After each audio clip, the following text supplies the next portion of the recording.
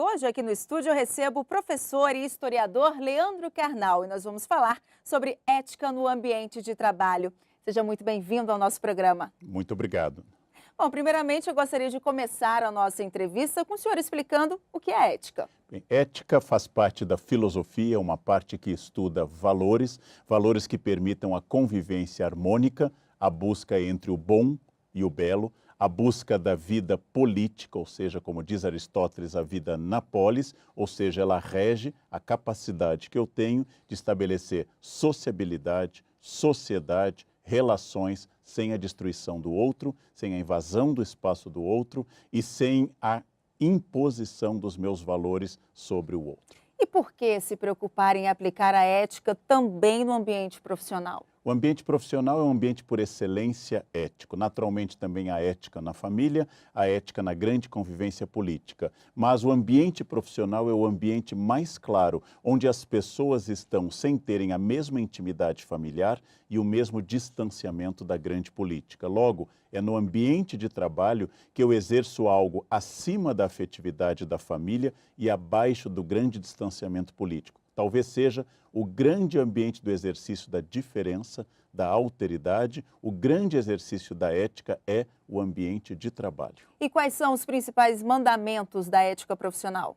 Toda a ética se baseia no respeito ao espaço do outro. O primeiro passo da ética a gente chama de pequena ética, etiqueta, ou seja, da convivência cotidiana com o espaço do outro. Etiqueta não diz respeito às regras sociais de garfos e faca, etiqueta diz respeito à convivência do respeito ao outro. Por exemplo, sempre enfatizo em falas que a multiplicação de 4 expressões, por favor, com licença, me desculpe, muito obrigado, são os primeiros passos da ética. Depois, a compreensão no ambiente de trabalho que a hierarquia existe, mas ela significa trabalho. Hierarquia não é você sabe com quem está falando, mas hierarquia significa cada um tem funções, tem delimitações e independente da minha posição no organograma do poder, todos somos iguais perante a lei, isonômicos quanto à dignidade e capazes do exercício da convivência. Então, você é minha superiora, eu sou seu funcionário, eu seu subordinado,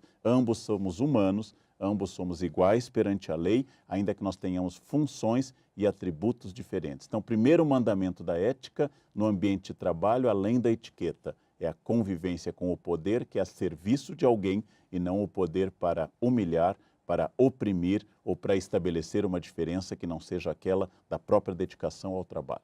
E quais seriam exemplos da falta de ética no ambiente profissional? Já que nós temos a convivência da diversidade, por exemplo, a diversidade de gêneros masculino e feminino, a diversidade de formações, a diversidade de origens sociais, a primeira questão é do respeito. Então, quando eu utilizo meu poder ou minha função para exercer algum tipo de invasão do espaço alheio. Por isso que nós, educados em uma sociedade tradicional, educados em uma sociedade em que houve invasão desse espaço, com uma tradição escravista e uma tradição machista dentro da nossa evolução histórica, é preciso ter muito cuidado nessa convivência, ou seja, entender que o espaço de trabalho não tem a intimidade da família. Logo, eu não posso tratar as pessoas como se fossem íntimos familiares, parentes que estão juntos há 30 anos. Entender que diferenças de gênero ou de hierarquia são diferenças de serviços. Entender que as pessoas têm que ser tratadas por aquela regra de ouro presente na moral das religiões e na filosofia. Fazer ao outro o que você quer que faça a você mesmo. E, principalmente, a capacidade de entender o outro como um ser autônomo, digno, que pode estar me servindo, mas não está subordinado na sua dignidade, apenas na entrega e no serviço. É possível a gente fazer uma autorreflexão de como lidamos com a ética no nosso dia a dia e, de repente, corrigir pontos que evidenciam a falta dela? Sem sombra de dúvida, nós somos perfectíveis e não somos perfeitos. Logo, todo instante eu tenho que fazer uma reflexão sobre como eu estou exercendo a ética. A ética só existe se ela for cultivada como uma capacidade de aperfeiçoamento. Ninguém nasce perfeito ético.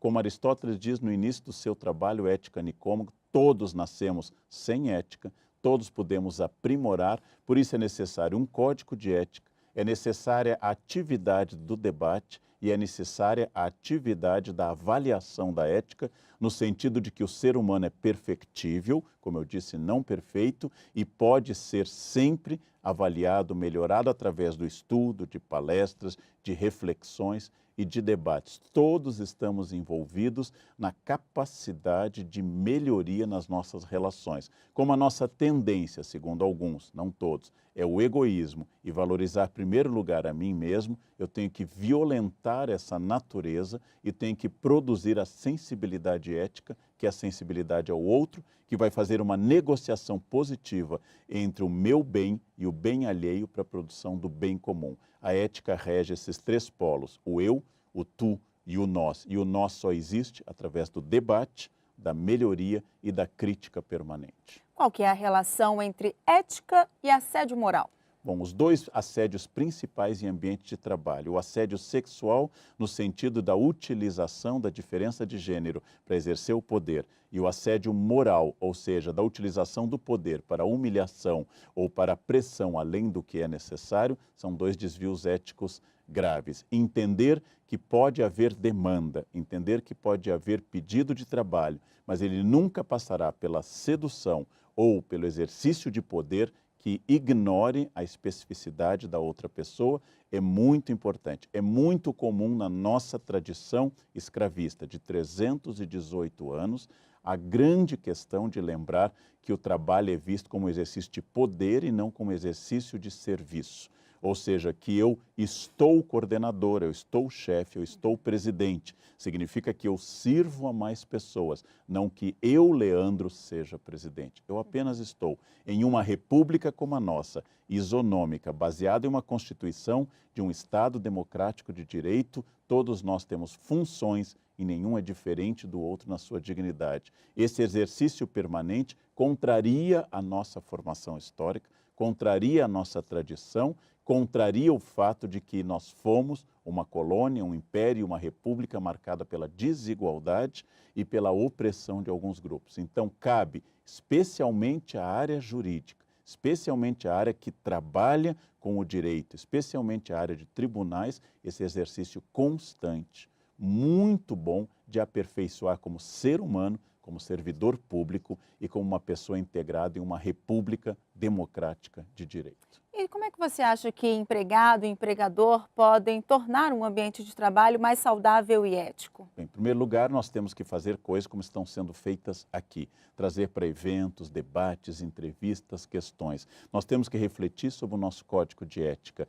Temos que trabalhar questões e demonstrar que o ser humano pode ser aperfeiçoado, que tudo que for humano pode ser transformado. Tudo aquilo que for próprio do ser humano pode ser melhorado e, infelizmente, também piorado. Olha, não é da natureza, não é o argumento sociológico, sempre foi assim ou histórico, mas é do meu exercício humano, perfectível, aperfeiçoável, que eu posso constantemente produzir algo melhor. Por isso que nós temos pessoas mais éticas e menos éticas. Por isso que nós temos instituições mais éticas e menos éticas, porque há um esforço pessoal. Ética é um esforço de cultivo diário, como se fosse, metáfora que eu já usei em palestra, um bonsai. Eu tenho que cortar uma folhinha, inclinar para a luz, orientar uma raiz. Não é simplesmente dizer, agora o tribunal é ético porque tem um código. É um exercício constante, diário, cotidiano e uma meta a ser atingida. Nunca seremos